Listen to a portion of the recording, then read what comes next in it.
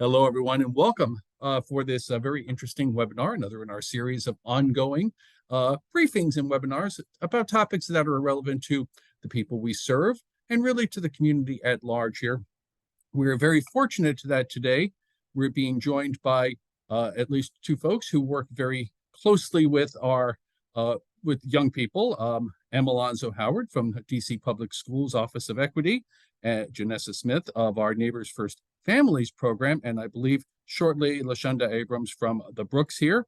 These are webinars where we talk about, like I said, things that are really important, and this is back to school time. And as you know, you'll hear from all of the ads.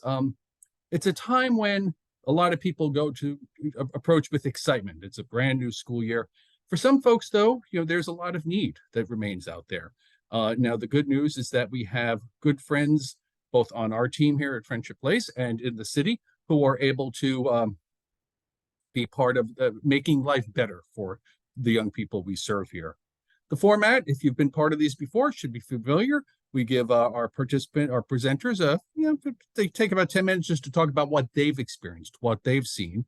But the real robustness comes from the questions. And certainly while I may have some questions that I can pose to move the conversation forward, it really comes from all of you. So please definitely put your questions in the chat. We'll get to them as we move forward here, because I think that really makes this a much more interesting conversation here. We didn't really talk about who wanted to go first. So Mr. Howard or Janessa, who would like to go first? Mr. Howard, are you raising your hand? Are you volunteering to go first? Oh, I'm going to ask you to go. That's fine. All right. So please do tell us what DC Public Schools is doing and what you're seeing and what difference you're making in the community that we're serving. And I'm going to mute myself and let you speak. Actually, you have to excuse me today. I'm at H.D. Woodson High School right now. We've had an event for our related service providers today. But as I said, my name is Milo Howard. I'm the director of the District of Columbia Public Schools Student Placement Office. Under the Student Placement Office, we have several work streams. One of those is our Families and Youth in Transition team, which provides support and services to our homeless populations within DCPS. This past year, we served approximately 3,000 students. We also supported approximately 400 families and children that were migrants to the city. So our population, is growing. We are a team of 4. We have a manager, a specialist, and 2 analysts, and we supervise 116 homeless liaisons within the schools for DCPS.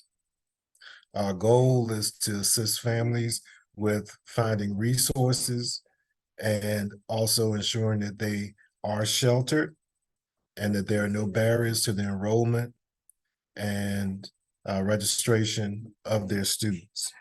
We provide uniforms if necessary, shoes, feminine hygiene products, underwear, a slew and plethora of resources to ensure that our families are, experiencing the minimal amount of difficulty possible given their circumstances. We have a lot of partnerships within the city as well as with private companies, and we're looking to expand that. One of the events that we have upcoming is Soul for Souls, where we'll be issuing sneakers to students at Henley Elementary School in Southeast. So, we're working to do as much as we possibly can for our population. Trends that we've seen, I would probably say the trajectory of families experiencing housing instability and homelessness in the city, it's increasing. We saw a lull during COVID, but now we see that number rising back up. I think also with the influx of our migrant families, you know, that too will, I think, add to the need for services and supports within the city. So that's it for me. Thank you. I know Lashunda is actually trying to get in, but while we're here, Janessa, you want to talk a little bit about what you, first of all, talk about what program you're with, so everyone knows, and then talk a little bit about what you've seen in your experience with the young people we're serving. Yes, so I'm Janessa Smith. I work at Friendship Place Neighbors First Families Division. And so I manage a caseload of 15 participants, and everyone has children. And mostly everyone has school-age children. The thing that I see mostly with this population, just the lack of resources. Most schools require uniforms. School have to have school supplies and stuff like that. And uniforms and school supplies, they can cost a lot of money. And dealing with homeless population, either you're dealing with limited to zero income and having no resources to buy the things that the children need for school to be prepared. So that does become a challenge here and what we see. And part of our job here at Friendship Place is to help fill in those gaps. So yearly, we try to, provide backpacks and school supplies for our families, along with assisting them with uniforms or, directing them to places where they can get discounted or free uniforms, whether it be a school or a drop-off center or something like that. We're here to assist and support and help guide them so we can fill in those gaps. One other thing that I see, just the lack of documentation some of our families have. When you have unstable or insecure housing, you move around a lot. In transition, documents get lost. You don't know where they are. You can't replace them for whatever reason. This becomes a challenge in school because you need important vital records to get enrolled in school. So when you're dealing with the loss of documents, limited income or no income, that becomes a challenge to sometimes getting those documentations. So that delays the process in getting children enrolled in school as well, which disrupts their education. So again, to help support that, I've helped some of our families get some of those resources, whether it's helping them pay for a birth certificate or getting a lease from a client, just so that they can have what they need so their child won't fall behind in school. And then just obviously, just dealing with being homeless, not having secure resources, that does play an effect on a child's life. I've had one of my older clients, he's 16 or 17, and he just said, I just don't have it in me. Like, there's a lot going on. He moves around a lot. There's other challenges at home and in school that he just can't really, I guess, express. So those things also contribute to some of the problems children have in school and getting an education, especially dealing with, the homeless population. But Friendship Place, I believe, does a great job at trying to fill in those gaps and make sure no child is delayed into entering school or having any problems accessing the proper resources for their education. Yeah, so that's a little bit, what we do to help support, our homeless population, the children, and making sure that they receive the education that they deserve to have. No, thank you. Lashunda is trying to get in, but I think is having a technical difficulty, unless I just missed you and you've just joined. I see someone just joined. No, okay, well, we'll call on her once she's able to join and get in. But again, I encourage everyone to put questions in the chat, but I certainly have a few questions for all of you to get things rolling here. So Mr. Howard, how much interaction do you find that you have with service providers like Friendship Place? I mean, we're working towards the same goal, trying to make things better for the young people we serve. I mean, how much interaction do you have with us and other groups? Well, direct interaction, not as much as we should. Our collaborations, for the most part, are with OSSI, Department of Human Services, Child and Family Services.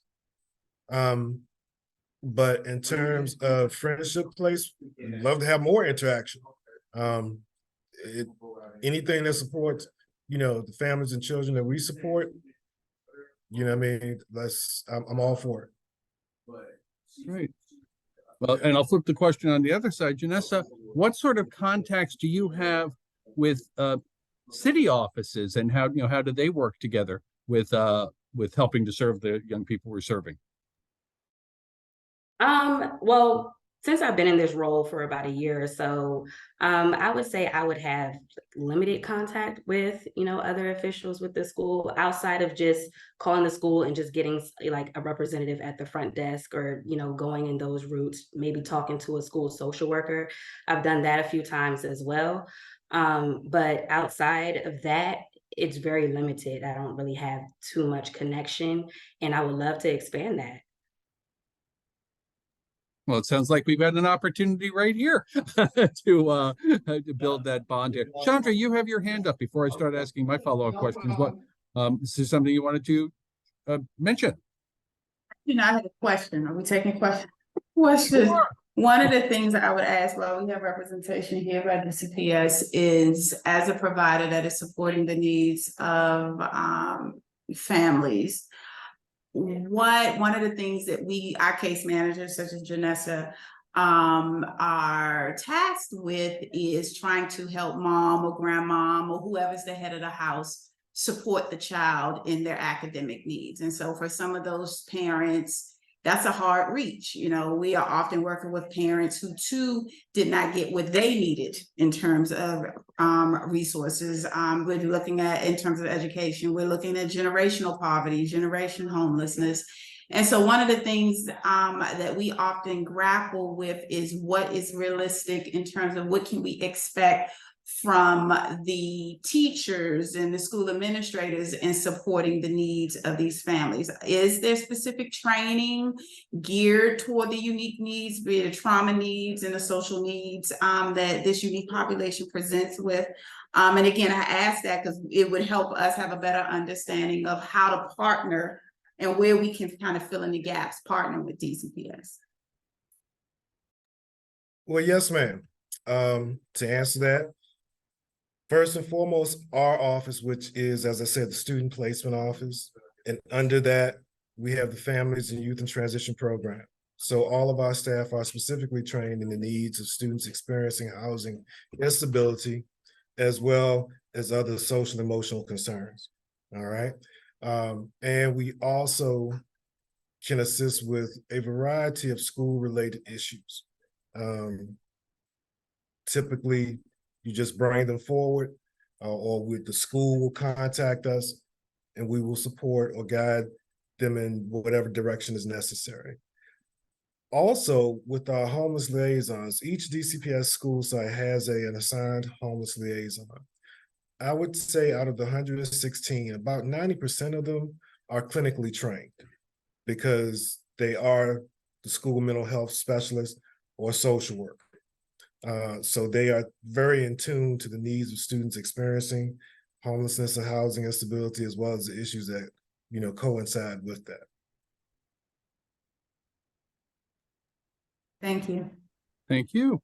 Lashunda, apologies for technical difficulties, but we have Lashunda Abrams from the Brooks here. So do you want to speak a little bit, unless you need another moment to get situated, about what you see with the children coming from the Brooks going into schools as we head into this back to school period? Hi, everyone. Sorry for my tardiness. My name is Lashunda Abrams. I'm the Child and Youth Specialist here at the Brooks. So I think, here at the Brooks, one of our biggest challenges, of course, is attendance. And some of those underlying barriers here at the shelter that we experience is the mental health piece. So when mom is off, kids don't go to school, they're out of school, other different things that, come about. So we try to, come with a team approach because, families are worried about housing, trying to get out and all these other different things. So we try to work collectively together to, number one, I connect with the social worker so we can make sure the families are connected. Try to, empower them to, really be consistent and, educate them on how important it is when the children miss the instructional time at school, because now we're talking about the children's confidence and, not having that instructional time. So when they do go to school, they don't know what's going on. So, now this year, my new approach is to try to, close in that gap with the schools and the parents to kind of be there to support them a little more. And also having, different people from the school to just kind of educate on, what IEPs are, 504 plans, and, even just building a strong relationship. Just so they can, feel supported and know that, the different representatives at the school, they do care, but it's all about, just kind of closing that gap in, communication. Thank you. So I probably should have asked this question. I think most folks, seeing the list of folks on the call, I think most folks know about the different programs that Friendship Place offers. However, perhaps a quick primer would be useful. Let's start, Lashunda. Can you explain what the Brooks is for some folks who may not know? So the Brooks is a short-term family housing where we try to, our goal is to house families within 90 days. So within that 90 days, they're, here, placed at our shelter. And we have housing navigator they work with, as well as a case manager, just to, look at the different challenges they have in reference to housing, connecting them with different resources to, make sure we can house. So, looking at the credit, looking at private landlords if they don't have good credit, and also in the process of them, just being in transition when they having the children, that's where I come in at, making sure that, the children are, in school and having any type of support or, any type of support dealing with the different barriers to, school attendance, childcare. Childcare is another thing that I do, assisting families with the vouchers and, making sure that they have somewhere and a plan. So we also, work with them on a plan. So brainstorming at the end of the day is their choice. But we also want to just make sure that they feel the support with us being able to, get them the different things that they need at the time. So everybody, it's a case by case. Everybody is case by case. So everybody's situation is a little different. We deal with a lot of families who experience extensive trauma. So we kind of work together to kind of problem solve those situations, but we really, kind of support just the families and, kind of trying to figure out their own stuff, and we just kind of be that support. Thank you. Very, very helpful information for everyone. Janessa, I'm going to ask you the same thing about, if you could explain a little bit about what Neighbors First Families is and what permanent supportive housing is for those who may not be as aware as those of us who work here are. Yes, so Neighbors First Families, we are a permanent supportive housing organization that helps support our families who have been established the greatest need of help in DC. And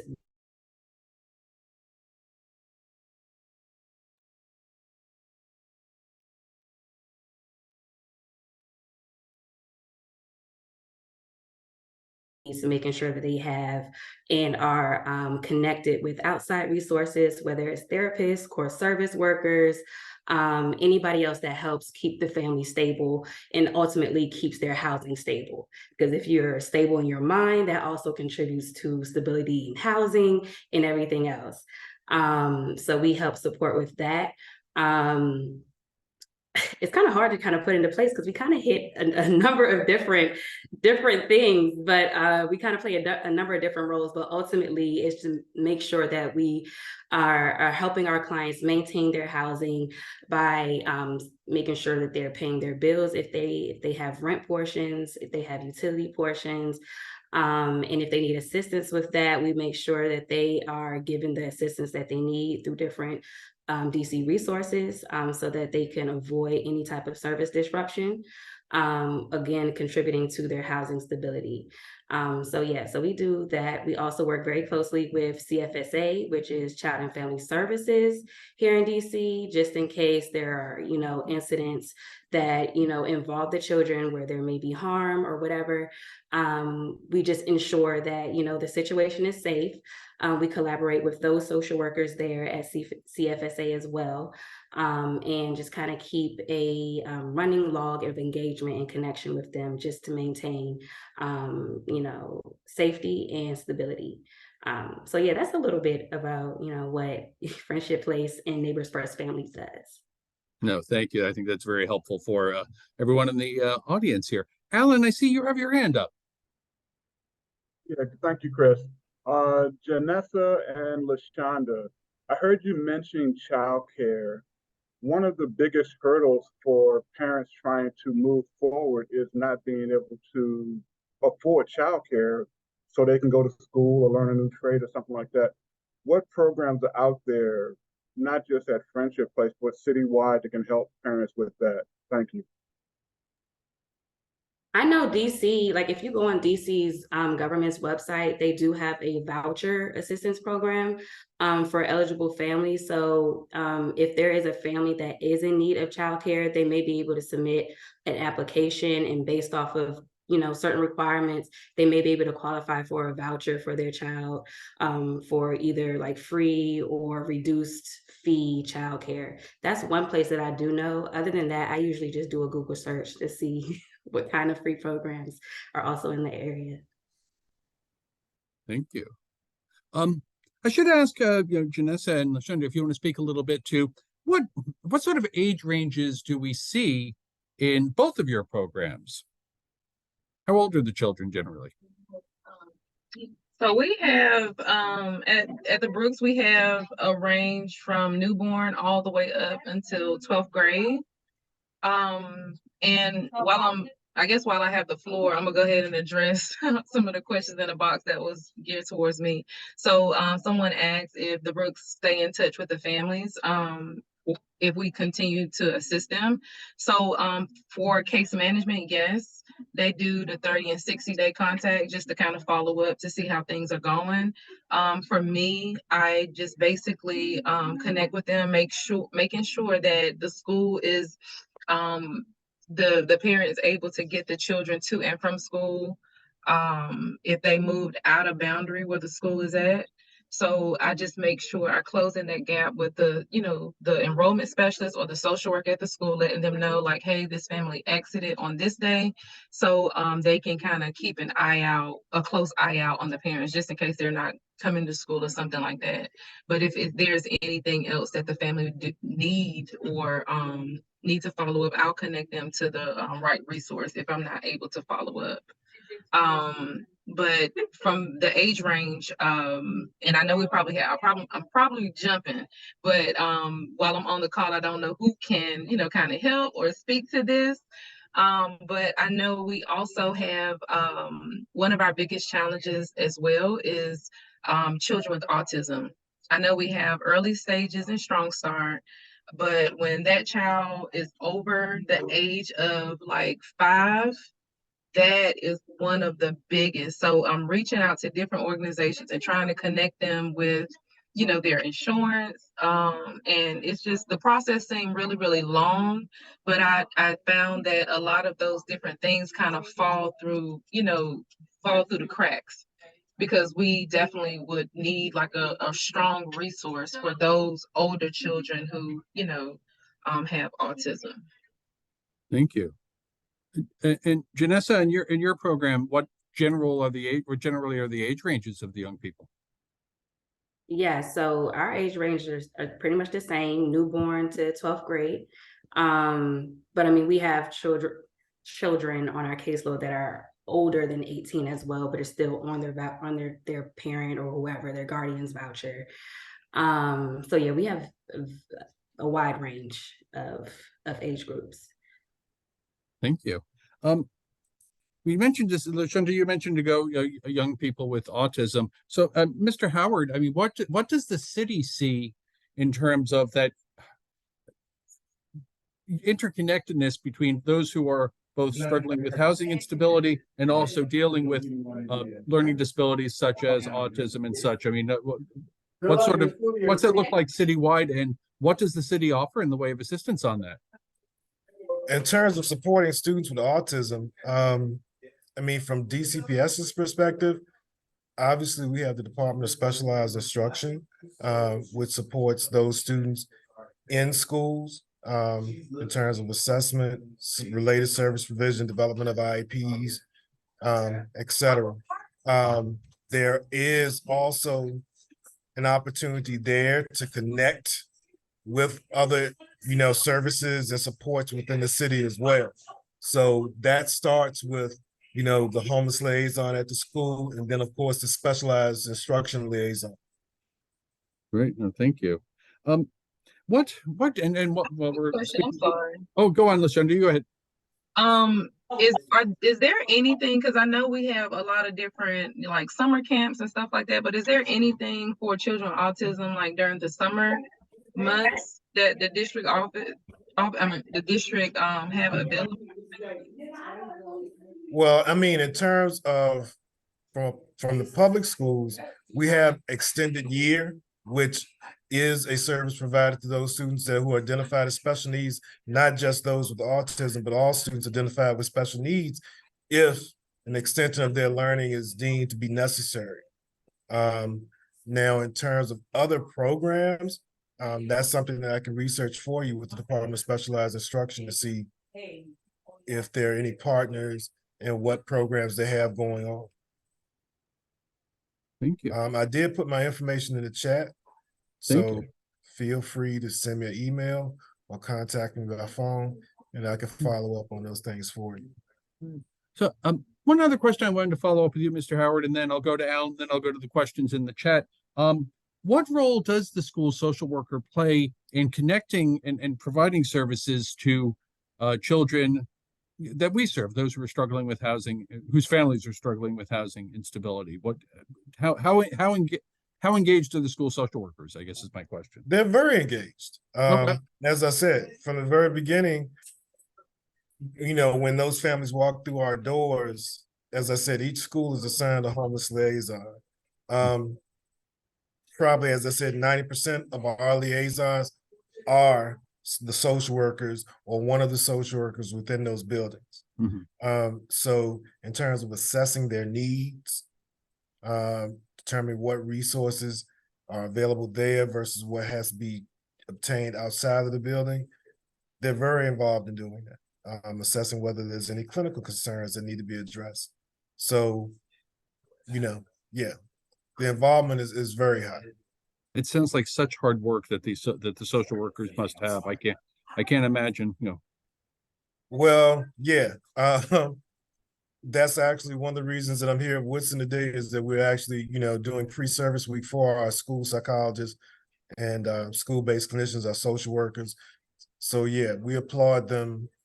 They have an extremely heavy load, and homelessness being only one of their priorities. So kudos to them. We join you in your applause for them, because that's such vital, such important, and such difficult work. So, as you said, kudos to them. Alan, you had your hand up, and then I promised everyone in the chat I'd get to your questions. I will do so, I swear. Alan, over to you. Mr. Howard, thank you for joining us today.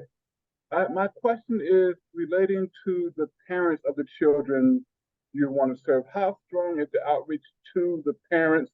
And I ask that question because for some time, it seems like the households were working almost against the school system as far as what the schools were teaching and teachers were teaching. They were being untaught when they got home. So are the DC schools working with the parents to have a team approach to helping raise the children correctly? Thank you. Well, I'll put it this way. I won't sort of reference it as raising them, but in terms of our multi-tiered support systems, our MTSS models that we employ in the schools, one of the goals of that is to make sure that parental involvement is there and that parents are on the same page with instruction, SEL, social emotional learning, and any other supports that are being provided to those students. So yeah, in that regard, yes, we try to make sure that parents are engaged and fully aware of what is transpiring with their students. Thank you. Thank you. Chandra, you had your hand up. Sure. Mr. Howard, question. So we know on our service in terms of Friendship Place, we've seen the impact of the pandemic on our families, particularly our children in education. And so while you're here, if just to kind of honestly support our advocacy efforts, and I think issues that we have been very vocal about, what if you could speak to what you are seeing in terms of on the education side, the impact of the pandemic on terms of our vulnerable families, as we're talking about this unique population in terms of homeless insecurity. Of course, you mentioned that you're starting to see an increase of numbers of children or housing instability. But what are you seeing in terms of behavior? What are you seeing in terms of other gaps in terms of learning and having to be in that virtual space over the last few years? Well, I mean, just as I said, homelessness is one of the work streams that our office supports, but I just like to speak from just the entire span of things. What we've seen, one, obviously, yes, gaps in learning. Two, you have seen an increase in behavioral concerns. Obviously, you have some kids that were in elementary school when the pandemic started, and then when they're actually back in person, those kids are in middle school or ending middle school. Okay, there's a lot of social learning that didn't take place. There's a lot of skill building that was absent. So yeah, we've had an increase in behaviors. We've seen, of course, more community issues as well. Issues that actually start outside of the school, but then make their way to the building. So there's a lot. And of course, mental health. We've seen that there have been some trends with that as well. And issues that students are experiencing. As well, during the pandemic, our homeless numbers in terms of students that identified or families that self-identified, that dipped, obviously, because we were virtual. And a lot of those families sort of flew under the radar for maybe 1-2 years. Now we're seeing those families resurface and we're getting them back in the buildings and we're dealing with those issues as they present themselves. And there are a plethora. I hope that answers. Thank you. No, you did. Thank you. And honestly, while that is sobering to hear, I think, especially in terms of NFF, our families program with Janessa, and I'm sure the Brooks as well, we're seeing it and experiencing it on the case management side. But honestly, I just wanted to make sure what I'm seeing matches what you all are on in terms of holding the education space are seeing as well, because it does impact the case management, it impacts the housing stabilization, it impacts the housing navigation process. And so it is good while we represent two systems that intersect, it's helpful to see that we are assessing the issues and we see them the same. So no, that does help. Thank you. Thank you. Anjali, if you don't mind, I want to address a few questions in the chat, and I promised I will come to you, but I've been promising the chat folks for a bit here. So let me start with, I've seen several, this is from Ann, I've seen several notices in the Neighborhood Association about summer meals for children. Can any of our three panelists speak to what you know about the summer meals program? What's the outcome been? What's been the response? Are you referencing like the summer meals that they give out like from schools and stuff like that? Because I know some schools, they'll do summer meal pickups or food distributions like once or twice a month or something like that. And I know some of my participants have participated in that. In terms of like other like food resources, they've reached out to other like food banks and everything. And here specifically at Friendship Place, we do share packages monthly. So at the end of the month, we will take maybe 3 or 4 of our staff and we'll distribute food packages to our clients. I hope that kind of answers their question. Right. Perhaps I think so. Okay. Elaine, if you have a follow-up question, if you want to put that in the chat, we can look back around to that. Sean, you asked the question, is it possible to enroll in school without a permanent address, and how is that handled? And again, any of our panelists can answer that question.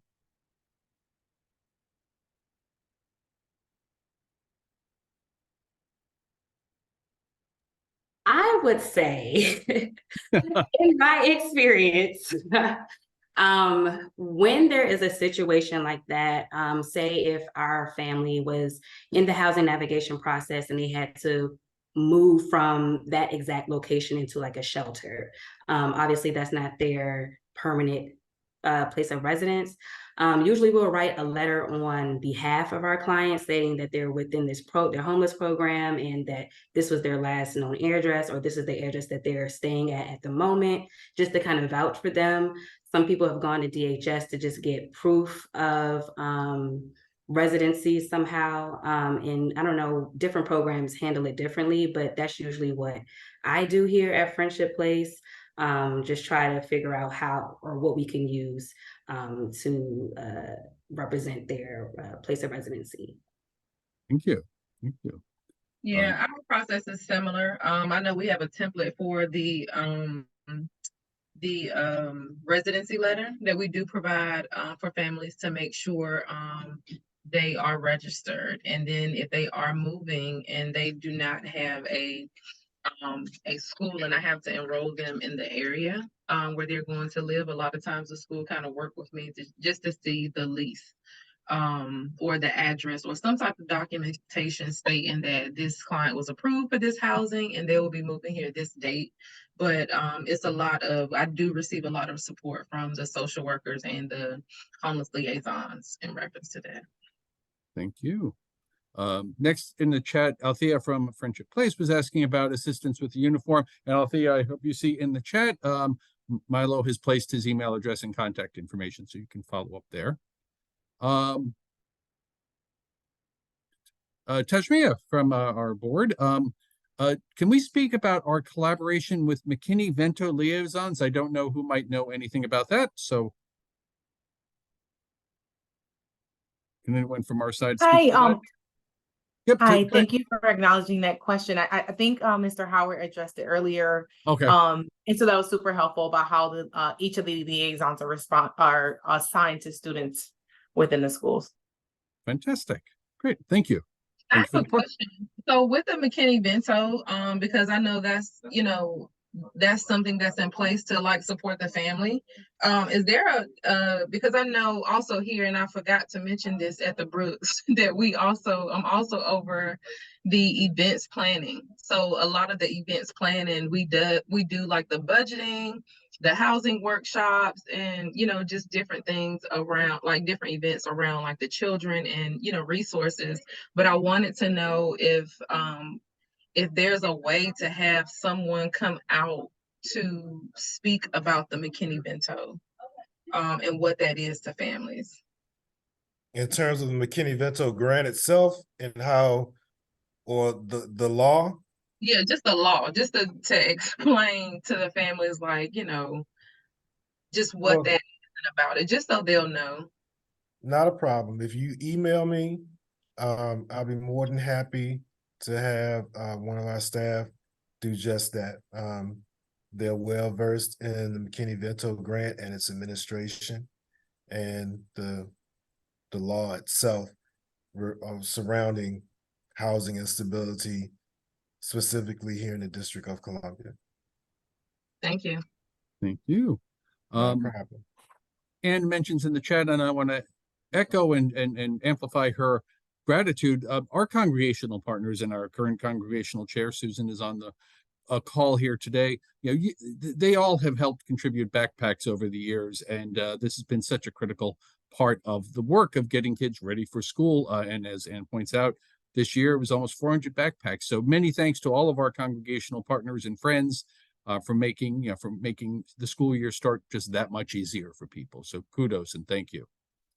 I think the question about do we keep in touch with families after they leave the Brooks, I think we covered that. let's see. Jamie, you asked the question. The Brooks does use volunteer tutors to work with the children.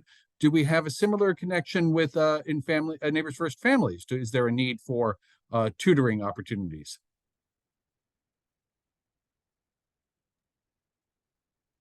I'd say yes. Okay, we'll Based make off, that happen. yeah, just based off of, because also a part of what we do, we collect school records as well. So we see the amount of children that may be struggling or falling behind in their grade, a grade or two for that matter, or just not attending school at all. So I mean, and I've heard parents say, like, I just don't know how to help them. Like, I just don't know what to do. So I mean, definitely tutors would be helpful. Very good. Well, Chris Kennedy's away this week, but when he returns next week, let us connect about how we can put that into action. That sounds like a wonderful idea. And I know that many people are interested in such volunteer opportunities. So I think that's a great opportunity to move forward here. So thank you.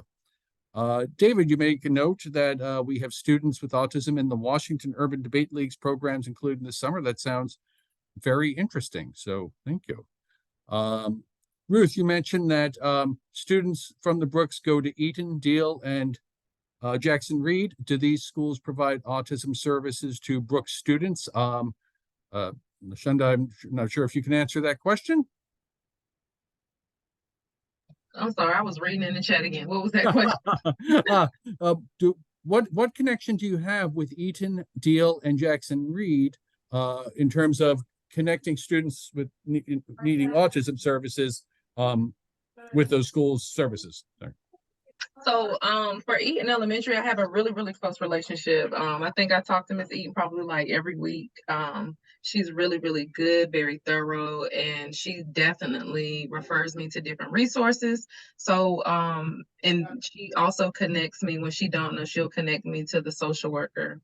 But as far as Deal, I don't have a lot of kids that, you know, attend Deal middle school. I think I probably had like one or two. But we have kids going to, you know, different schools, because a lot of times when the families do come here, we just make sure they have that DC1 card so they can go back to their school, because, you know, they want to, you know, keep the same the instructors or the same system that they have in place, because they actually enjoy the school. But as far as Eaton Elementary, there has been situations where she did refer me because they could not support the client at all. So she was able to, you know, refer me and get some information, and we kind of work together to just kind of communicate. So Eaton Elementary, Patricia Berman, definitely hands-on with making sure she made the food connection and then follow up to make sure everything was rectified. No, thank you. And also, I like to add to that, that we have to remember in terms of disability programming, autism is one of the disability classifications that's cluster-based in the District of Columbia. So every school isn't going to have an autism program per se, but it's going to be cluster-based. So we have, let's see, this year we have 10 clusters. So every school in that cluster won't have an autism program necessarily. And based on the level of service that that student will need, whether that student is verbal, nonverbal, or what end of the spectrum they are on, it will depend upon whether the service can be implemented there. If not, you know, the Department of Specialized Instruction, which is our special ed team, will assist the parent in identifying the appropriate location of services. Thank you. Moving on, Anjali, I apologize. I kept meaning to get to you, but I was going through those questions in the chat. I see your question in the chat. I'm not 100% sure I understand. Do you mind unmuting and posing your question so this way I can make sure I do justice to it?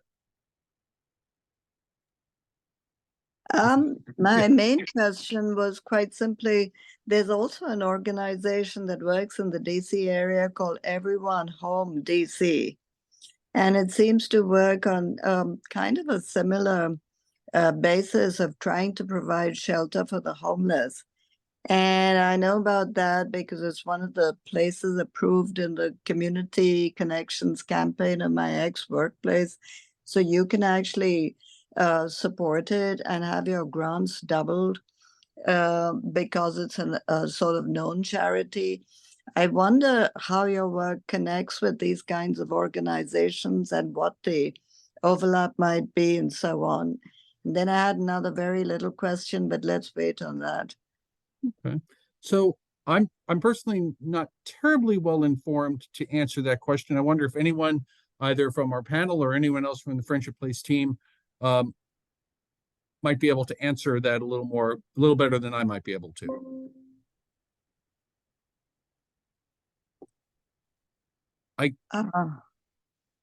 Go on. So it's based on 2nd Street Northeast, and and it's been around for quite a few years. So that's why I raised the question. And it has a good website. So I can say that we work closely in many different ways with lots of different organizations. DC is very. I can't speak specifically to everyone home, and I don't know if anyone else on the call can. I can say that both in the direct service process, because DC is very fortunate to have a very interconnected service provision model. So there's general awareness across different programs. And also on the advocacy side, we work closely with other organizations to work at systemic change. Again, I'm afraid I can't answer that very specifically. If there's anyone else on the call who might be able to speak to that, please jump on in. If not, we can move on to your second question. The second question was really more of a suggestion. It was very small. I noticed that you raised this point about the very great difficulty of maintaining records, and that kids and families lose records because they have to transition from so many places, and then it's hard to gather up everything that's needed. So I was wondering whether it might not be possible for a place like the Friendship Village to help these families by simply scanning in all the vital records of every person they agree to work with, so that you kind of have a permanent copy. In fact, I think even people like us now are very bad at paper filing. I know I certainly am. And so if any document's really important, I just like to put it into a high-speed scanner and have it somewhere on a, CD drive or something. Yeah, I just wanted to address that. We keep our files. So anything that we get from our participants, we have hard copies. I'm actually sitting in our file room now. So we do keep hard copies of those things, but family composition changes. People add babies, people move around, this, that, and the other. And so sometimes with those updated documents, those get lost in transition and stuff like that. But we try to keep a good hard copy of all of our participants' vital records. So that does help us with providing some of those resources for our participants, especially if they lose them. Because then we're like, oh, that's fine. We already had the hard copy. I'll just send you another copy of it. So yeah, I definitely thank you for that. Yeah, no, I'm saying just keep a soft copy, and then it's very easy. It's easier for you, easier for all of them. Thank you. Yeah, that's our same process here. So usually we kind of keep the original copy, especially if we know families gonna lose it, because sometimes you have to have that original documentation. So when they transition out, then we'll go ahead and release the original copies. Thank you. Tashmia put a comment in the chat, and then I want to go to Chandra. Thank you, Tashmia. As we're part of the Way Home campaign, also as is Everyone Home, and so we work close together with that part. Certainly, Lynn unfortunately couldn't be here today, but she's our advocacy director, and so I assume that she would know well about that organization. And would be able to speak better. Chandra, you wanted to build on, I think, the most recent question here.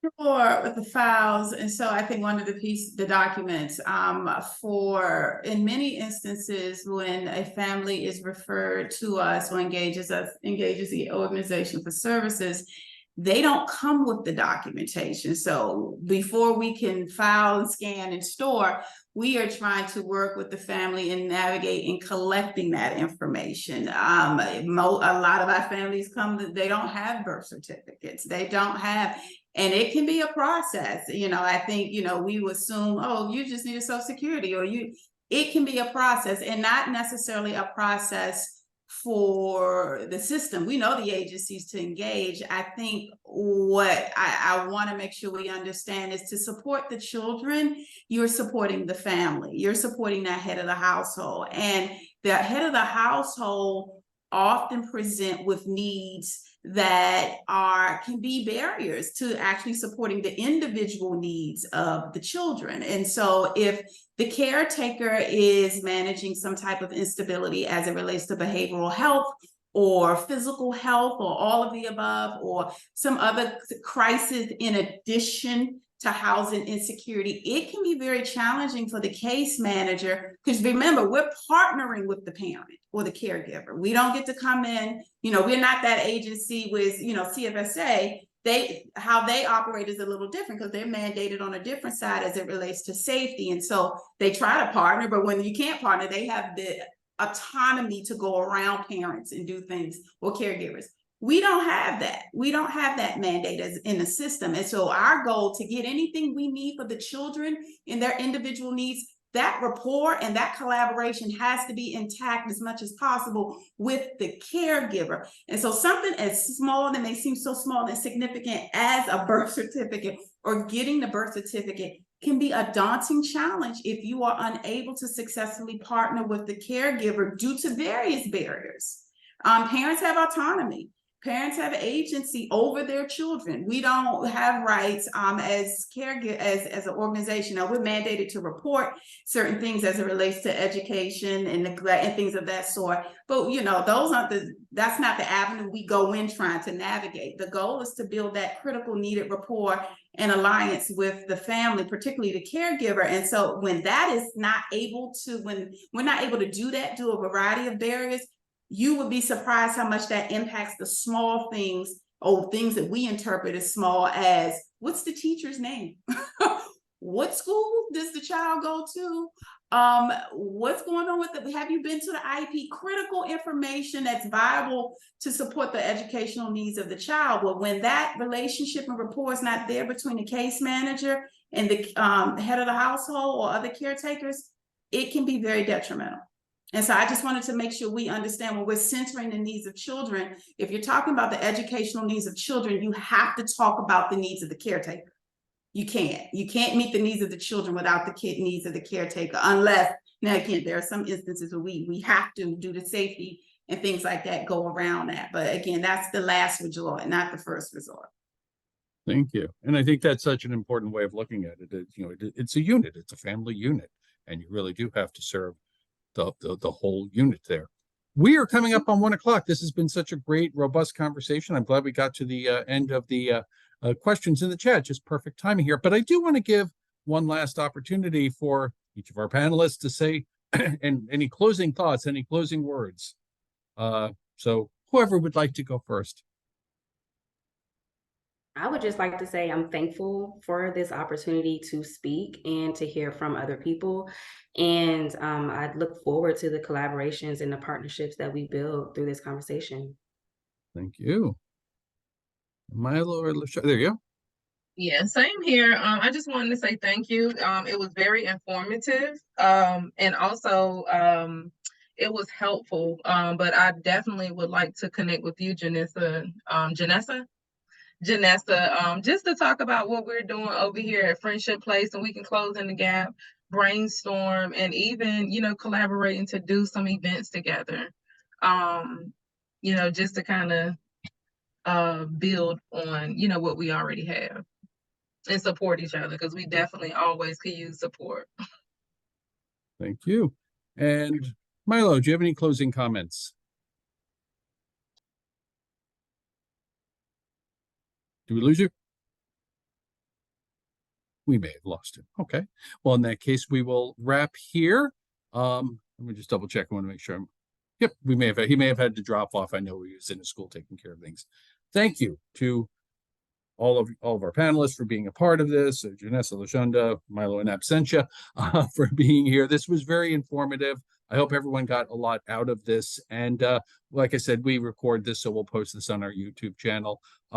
We do these conversations often, and actually one of the other things we're doing this fall is starting our the 2023 iteration of our anti-racism training series, and that begins, I apologize, my computer is acting a little up. I believe it's the Wednesday, which I believe is the 13th of September. If you go to our website, you should be able to find it. It may be this link here, but again, I can't seem to get to our website right now to put that in, but you should be able to find it on our website here. So please do register. I think it's a very valuable series, really important stuff. And then we'll do other of these discussions as we move forward through the end of the year, because there's so many interesting things we do at Friendship Place, so much need in there in the community. And we do this in conjunction with you. Oh, one last thing. If you are available for our Friends and Neighbors Breakfast, October 19th, send me an email at crutledge@friendshipplace.org, because we would definitely want you to come and learn more about our work. So without further anything else, I'm going to wrap up, hit stop recording, and thank you all for being here today. Take care. Thanks, Chris. Thank you all. Thank you. Bye. Bye. Thank you all.